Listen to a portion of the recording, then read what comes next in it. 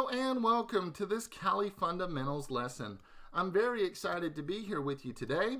So we're going to be getting into and talking about troubleshooting. So you may be wondering, how do I troubleshoot Kali? How do I go about solving problems, things of that nature? Well, the good news is today, when you walk away from this lesson, you are going to have some high-level troubleshooting steps that you can use to ensure that you're able to successfully overcome problems and find solutions. The good news is if you've had troubleshooting experience with Windows or networking equipment, things of that nature, it's not a lot different. We're just going to really touch on the basics again and make sure that we all have the same foundation moving forward. So one of the first things that we always talk about is checking the physical. And one of the things that I've run into early in my career was making sure that everything is plugged in and turned on. I can't tell you how many times I've looked at a system and discovered that it's off. I had some funny stories back in my college days where I was working on trying to get a console connection into a Cisco device. I worked on it for about 5 minutes, had a buddy come over and he turned the power on, and then I felt really silly for the rest of the day. But that's not a lesson that you easily forget, so always check to make sure everything's plugged in and turned on. Does anything smell burnt? So if it's not your breakfast, as we've got over here, if it smells like you've got some maybe electrical issues or something of that nature, open your device up and see if there's anything going on and make sure that you don't have any charring or anything of that nature. Is your hard disk making funny sounds? So, this is maybe an exaggerated example here, but if you hear scratching, scraping, things of that nature, suddenly your equipment's not working right, you may have some hard disk issues. So keep that in mind. And, I've run into before where I've had something like this happening where I've got some cable issues or the cable is not connecting or it's not working. Try different physical cables, try a few different things to just make sure that you're not having cable issues or something of that nature. Also, did you follow the directions carefully? Did you do steps 1 through 10 according to the directions? If you skipped anything, go back and check it out. And of course, just make sure that you start from the basics every time, that you start with the physical and then you work your way into the networking area here. So after you've ensured that everything's connected, everything's running, remember, some of you may be using a guest or some type of virtual machine. Some of you may have loaded Kali directly onto the hardware and you may not have some of these same issues with respect to what virtual machines are going to experience.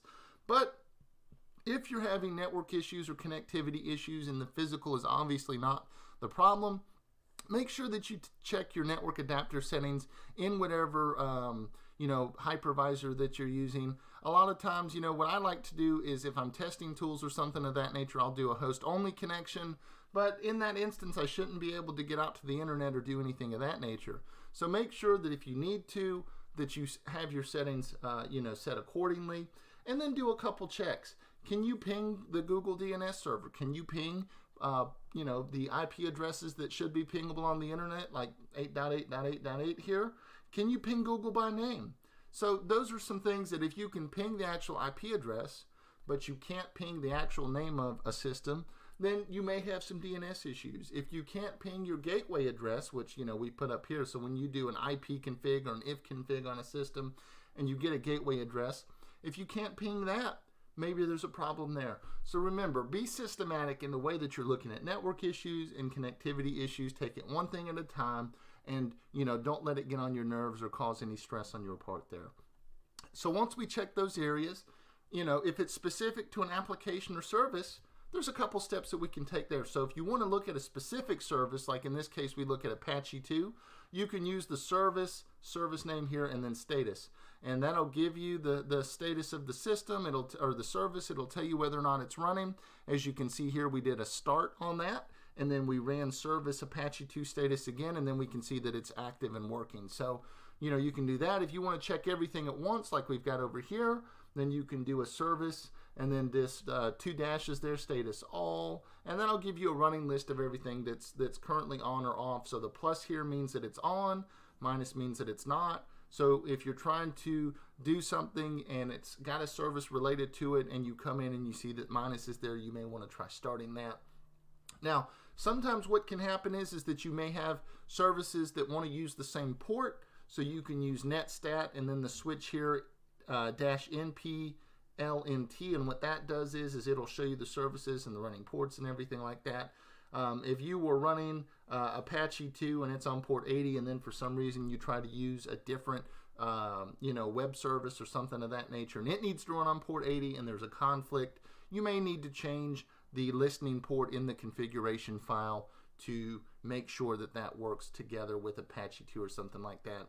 And remember, if you did make changes to the config file and now you're having issues, go back and check that. See if you made a mistake. Look for spelling errors, etc. And if you can do so, always make a copy of the config file to ensure that if you make a mistake or have an issue, you can change it back to a known good status. And of course, with anything, when in doubt, Google it out. So keyword searches, error message searches, things of that nature are going to be huge as you get into working with any distribution, in security, in IT in general. You're going to have to learn to use Google. But if you're going to continue to use Kali and you're going to want to work with it and learn more about it, you're obviously going to run into issues from time to time. The forums are a great place to go. There's a great community here that's maybe had some of the same issues you've had, and they've spent the time and effort working on it, and maybe you can find a solution there.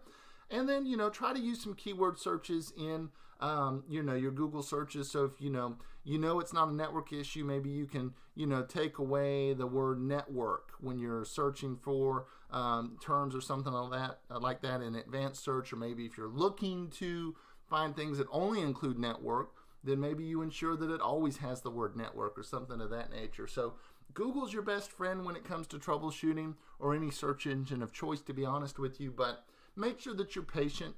If anything starts to get on your nerves and you're starting to have a hard time, step away. Remember, you want to enjoy the things that you're doing. You want to enjoy working with these tool sets. You want to enjoy learning and things of that nature. So if you start to experience a high level of stress, or you're getting angry at the situation, step back. Sometimes a breath of fresh air and a fresh set of eyes, once you kind of clear your head and come back, is the best way to solve a problem. So with those things in mind, let's do a quick check on learning. So if I can ping a website by its IP address, okay, so I can ping the IP address of the website, but not its domain name, I likely have what kind of issue? All right, so as we're discussing here, it can't be a physical issue, because if I can ping the website, so I can ping the website by the IP, but not its domain name, then I can't have a physical issue, because obviously I've got some kind of connectivity. It wouldn't be a DHCP issue because I have an IP address. I can ping the website, so that's not an issue. There's nothing application related here that we're talking about right now. And then that leaves us with DNS issues, or potential DNS issues. Remember, DNS translates an IP address into a name and vice versa. So if I can ping the website's IP address but not ping the name of the website, then it's likely I have a DNS issue. So I know that was very brief. I know it wasn't deep. Again, these are just some foundational things that you want to take into consideration as you troubleshoot systems and start working with these tools like Kali Linux. So we touched on physical troubleshooting basics. We talked very high-level network troubleshooting basics.